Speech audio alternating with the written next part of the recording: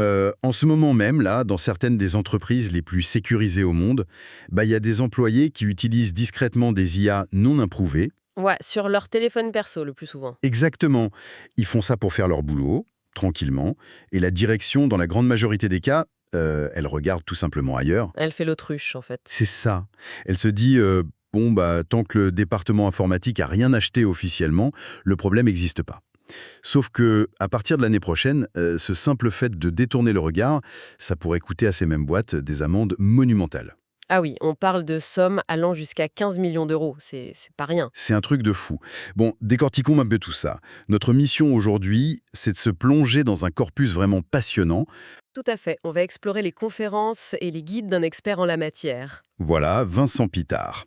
Il accompagne les organisations dans cette fameuse transformation numérique.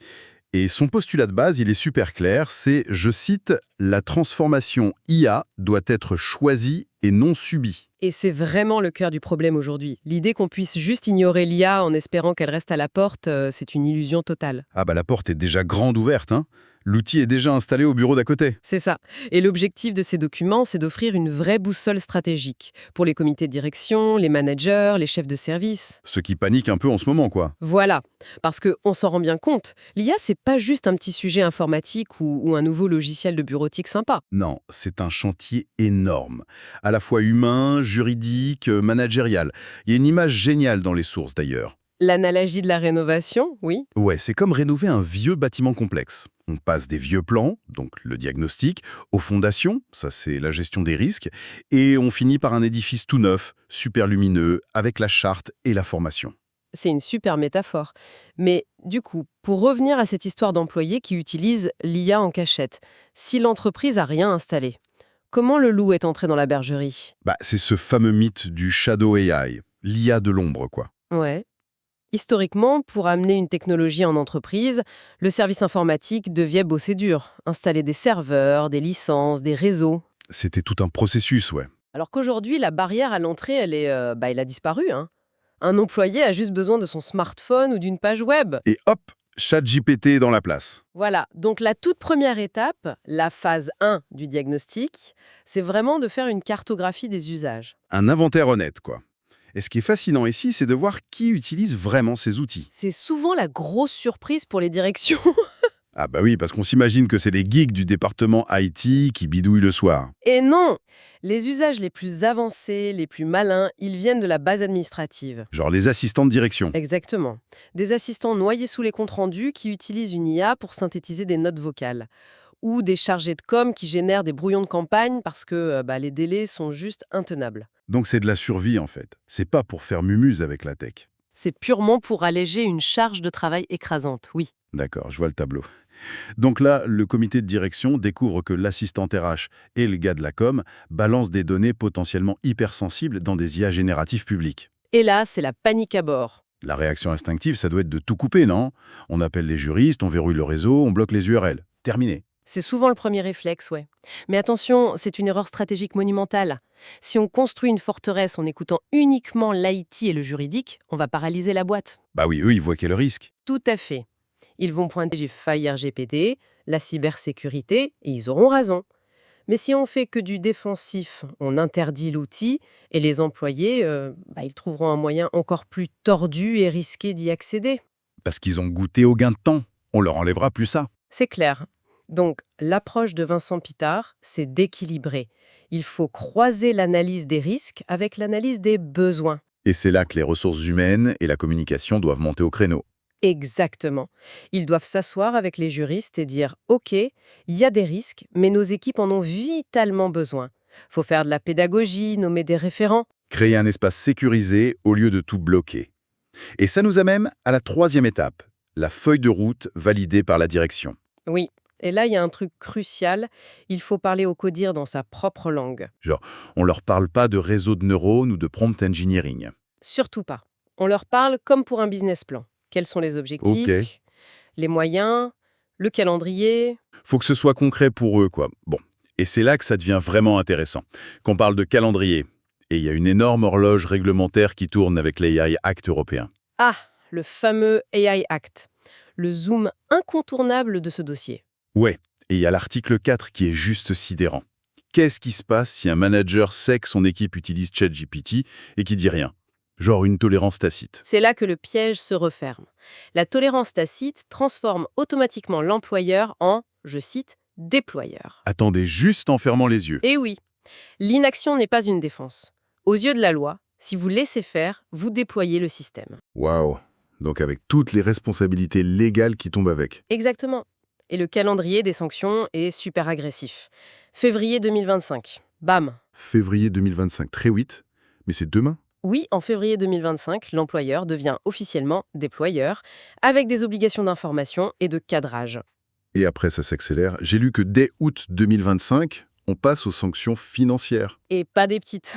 Jusqu'à 15 millions d'euros ou 3% du chiffre d'affaires mondial. C'est colossal. Mais j'imagine que pour le secteur public, genre une mairie ou un hôpital, ils ont des passe-droits ou des délais? Eh ben non.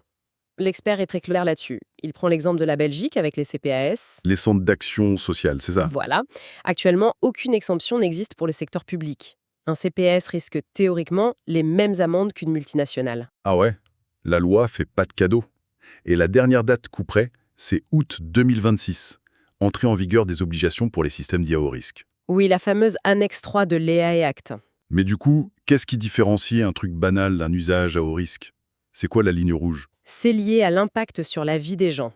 Le recrutement, par exemple. Si vous faites un tri automatisé de CV avec une IA, Ça, c'est haut risque. au risque, oui. L'octroi de prestations sociales, comme au CPAS, où on décide si quelqu'un a droit à des aides. Ah oui, l'impact est direct sur la survie de la personne. Et il y a aussi la gestion des infrastructures critiques, tout ce qui touche à la directive Nice 2, l'eau, l'énergie. Bon, mais si je mets un humain à la fin du processus, genre l'IA propose un truc, mais c'est l'humain qui clique sur valider, ça passe, non? Alors, c'est là qu'il faut faire très attention. Si l'on relie cela à la vision d'ensemble de la législation, il y a une différence fondamentale entre aide à la décision et automatisation déguisée. Le fameux rubber stamping, c'est ça. On tamponne sans regarder. Voilà. L'article 26 est super strict. Il faut une vraie surveillance par un humain compétent et surtout un humain qui a l'autorité d'intervenir. Donc on peut pas juste refiler ça à un stagiaire hyper enthousiaste qui osera jamais contredire la machine. Absolument pas. Faut voir ça comme un moniteur d'auto-école. Il tient pas le volant, mais il a les doubles commandes et il sait s'en servir si la voiture dévie. J'adore cette image. Et en plus, faut garder une trace de tout ça, non? J'ai vu passer cette histoire de journaux d'activité. Oui, les logs, traçabilité complète pendant au moins 6 mois. S'il y a un incident, l'entreprise doit pouvoir prouver qui a validé quoi et avec quelles données. Bon courage aux services informatiques pour mettre ça en place. Ça me fait penser à un autre piège dont parle Vincent Pitard. L'article 50, sur la transparence. Ah, la surconformité, le grand classique. Oui, est-ce qu'on doit coller une énorme étiquette générée par IA sur chaque virgule corrigée par ChatGPT dans un mémo interne? Non. Et c'est là que les départements juridiques paniquent pour rien. L'EAIC exige que les chatbots publics annoncent la couleur. Vous parlez à un robot, faut que ce soit clair. Ok, ça c'est logique. Mais pour un texte rédigé en interne, si c'est validé et assumé par un humain, l'étiquetage n'est pas obligatoire. Ouf, parce que sinon les règles deviennent juste inapplicables au quotidien. C'est le danger d'être plus royaliste que le roi. Si vous faites des règles absurdes, les équipes vont juste les contourner. Et ça nous amène parfaitement à la phase 2 de la méthode. Passer à l'action sans casser les équipes. Oui, parce que la loi, c'est bien beau, mais il faut que les gens adhèrent. Alors, qu'est-ce que tout cela signifie concrètement? Comment on fait pour pas déclencher une révolution dans les bureaux? La clé, c'est la co-construction. L'étape 4 du processus. Faut faire des ateliers. Faut pas imposer l'outil d'en haut. Jamais. Il y a un exemple génial dans les sources avec des travailleurs sociaux. Au début, quand on leur a parlé d'IA, ils étaient, comment dire... Vent debout, j'imagine. C'est l'anti-humain pour eux. Exactement. Ils voyaient ça comme une menace pour leur métier basé sur l'empathie. Mais dans l'atelier, on leur a posé la question différemment. On leur a demandé ce qui les saoulait dans leur journée. C'est ça. Et la réponse? La paperasse, les rapports après chaque entretien. Du coup, on leur a montré comment l'IA pouvait rédiger ce rapport en 5 minutes, en toute sécurité, au lieu de 40 minutes. Waouh! Et là, c'est la révélation. 40 minutes de gagné. Ouais, vraiment 40 minutes. Oui, et ce temps, ils le réinvestissent dans la relation humaine avec les bénéficiaires. L'IA devient un assistant, pas un remplaçant. L'adhésion, c'est vraiment le carburant du changement. Et c'est seulement après cette adhésion qu'on passe à l'étape 5, la fameuse charte IA et les formations. Oui, et attention à l'erreur fatale que tout le monde fait. Commencez par écrire la charte. Voilà, écrire la politique avant d'avoir testé les usages. La charte, c'est le bout du chemin. Elle formalise ce qui a été décidé dans les ateliers, c'est tout. Il y a une astuce hyper pratique dans le guide sur comment structurer cette charte. Ah oui, l'astuce de l'annexe. Faut jamais mettre les noms des outils autorisés dans le texte principal de la charte. Ah bah non, sinon, vu que les outils changent tous les 3 mois, Vous devez revalider toute la politique avec les syndicats et la direction 4 fois par an. L'enfer. alors que si on met la liste dans une annexe, C'est ça. L'annexe est technique, elle peut être modifiée facilement. La charte, elle, fixe les principes éthiques et reste stable. c'est d'une logique implacable. En gros, l'inaction est le plus grand risque aujourd'hui. Exactement. La maturité d'une boîte, c'est pas le nombre d'IA qu'elle a testé. C'est sa capacité à savoir ce qu'elle veut déléguer à la machine et ce qu'elle veut sanctuariser pour l'humain. C'est le mot de la fin parfait.